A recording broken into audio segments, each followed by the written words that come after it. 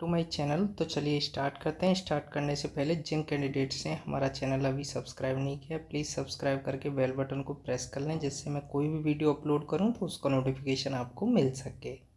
Okay, तो हम आज बात करने वाले हैं आरआरबी रिक्रूटमेंट की, कि आरआरबी पोस्ट हमें कब तक निकाल देगी जिससे हम फॉर्म अप्लाई कर पाएंगे। ओके, तो मैं आपको पॉइंट टू पॉइंट बता दूंगा कि क्या दिक्कत चल रही है और कब तक ये पोस्ट आ जाएंगी।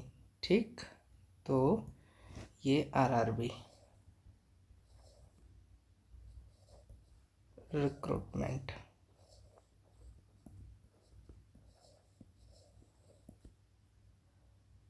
ओके। आरआरबी जैसे रहता है, चाहे तो वो कहीं से भी ले लो। जैसे हम लोग चलते हैं, जैसे मुंबई ले लेते हैं, ठीक है। तो जब पोस्ट निकलेंगी तो सारा आरआरबी निकालता है, ठीक है। ये नहीं कि एक आरआरबी, मीन जितनी भी सभी आरआरबी पोस्ट जनरेट करेंगे और पब्लिश कर देंगे उनको। ओके, कैंडिडेट अपना फॉर्म फिल करेंगे। ओके, ठीक। ऐसे ही जैसे आप अपना काम करते हैं, वैसे ही आरआरबी के ऊपर भी काम होता है। जैसे मैंने एज ए एग्जांपल मैंने लिया है, क्योंकि मैं आरआरबी मुंबई में वर्किंग हूँ, तो मैं उसी हिसाब से मैं आपको बता रहा हूँ कि क्या क्या प्रोसेस होते हैं और कितना बर्डन होता है आरआरबी के ऊपर, तो वो किस तरीके से प्रोसेस क्रिएट करते हैं। ओके, तो जैसे एक होता है एलडीसी, एक होता है जीडीसी। ठीक, तो ये एलडीसी जीडीसी, तो इसमें ये इंटरनल एग्ज़ाम होते हैं।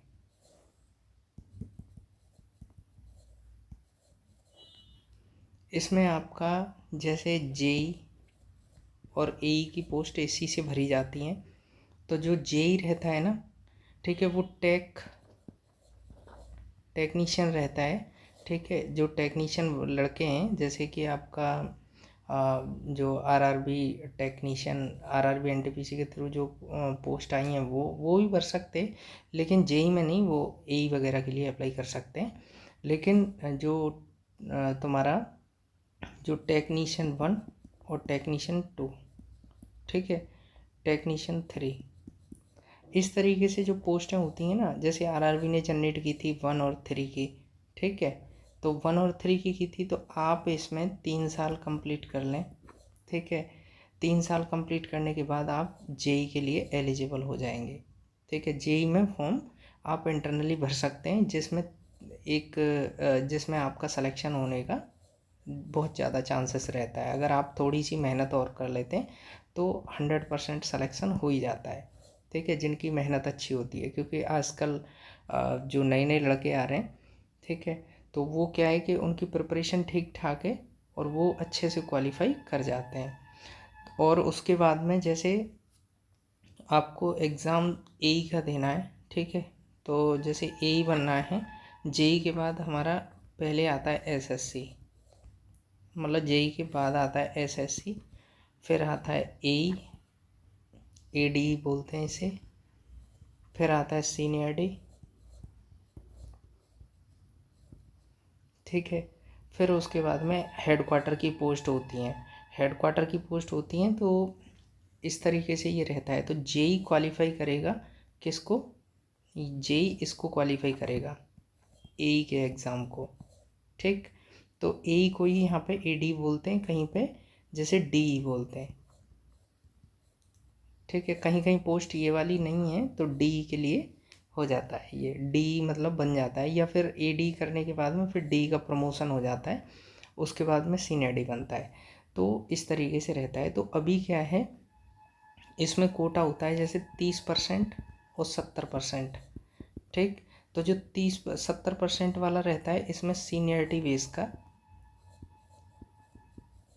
सीनियरिटी देखी जाती है, मतलब इंटरनल कोटे, मतलब इंटरनल जो लोग वर्किंग हैं उनको लेकर के।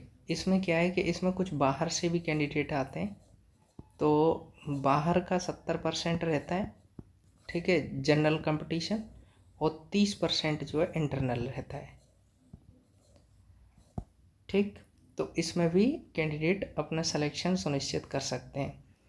उसके बाद मैं जो जिस बात को मैं कर रहा था, जिसके लिए मैंने वीडियो क्रिएट किया है, वो ये है कि अभी क्या है कि आरआरबी जेई का एग्ज़ाम कंडक्ट होने के बाद में इसका रिजल्ट वगैरह ये सारी चीज़ें कंप्लीट कर दी हैं 3-4 महीने पहले।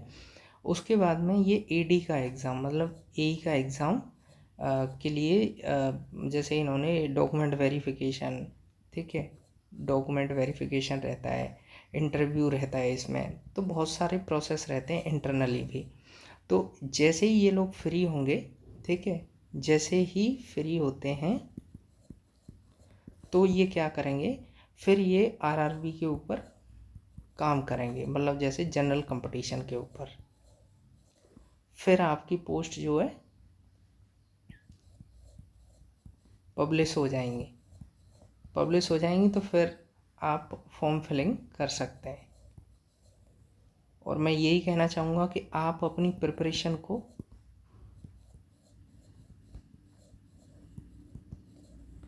प्रॉपर जैसे आपकी चल रही है उसमें थोड़ा सा एफर्ट और मारें, जिससे कि आपका सिलेक्शन हो सके, ठीक। तो